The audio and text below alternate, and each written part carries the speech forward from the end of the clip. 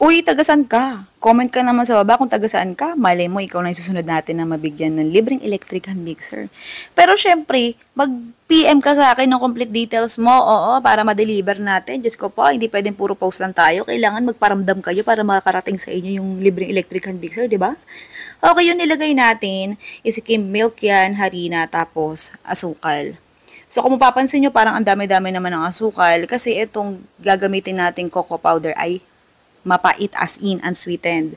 Dagdag pa tong kape na nilagay natin as in yung kape na instant coffee, ganun. So naglalagay talaga ako ng instant coffee kasi para hindi puro cocoa powder yung yung lasa, hindi lasang champurado. Para sa akin ha, tapos ito tubig. Oo. Kung gusto mo gawing gatas yung tubig, pwede naman replace ka na lang. Same amount din.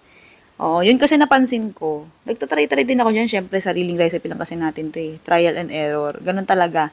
Pagka homemade at hindi ka naka-culinary. Hindi tayo chef ha. Oo, piling chef lang tayo. Chef lang ako sa bahay namin. Mahilig lang ako magluto. So, hindi lang tayo nakapag-aral. Pero hindi ibig sabihin na hindi ka nakapag-aral eh, hindi ka na matututo. So, kung hindi ka marunong magluto ngayon, huwag kang mag-alala. Dadating at araw na matututo ka. Basta huwag ka lang hihinto. O, kahit sabihin nilang tanga ka, huwag kang papayag. Magsikap ka.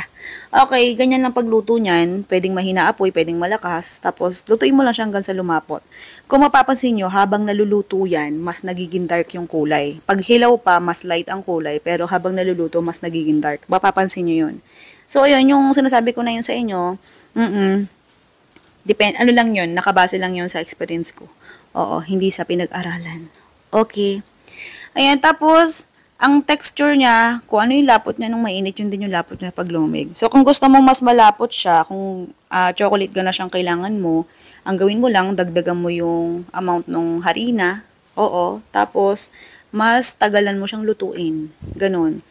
Kung mas marami harina, kailangan mahina lang apoy para siguradong luto yung harina at hindi maglasang harina, walang aftertaste. Oo. Itong ginawa kong chocolate ganache, chocolate dip or chocolate sauce, pwede mo siyang gamitin kahit saan. Ito kasing sa akin na ginawa ko, itong recipe na to, ginamit ko siya pang toppings sa Boston cream na no bake eggless. Kung gusto mong malaman yun kung paano gawin, check ka na lang sa ko. Oo. O kaya sa comment lalagay ko. Okay, sige na, goodbye, good luck. Love you.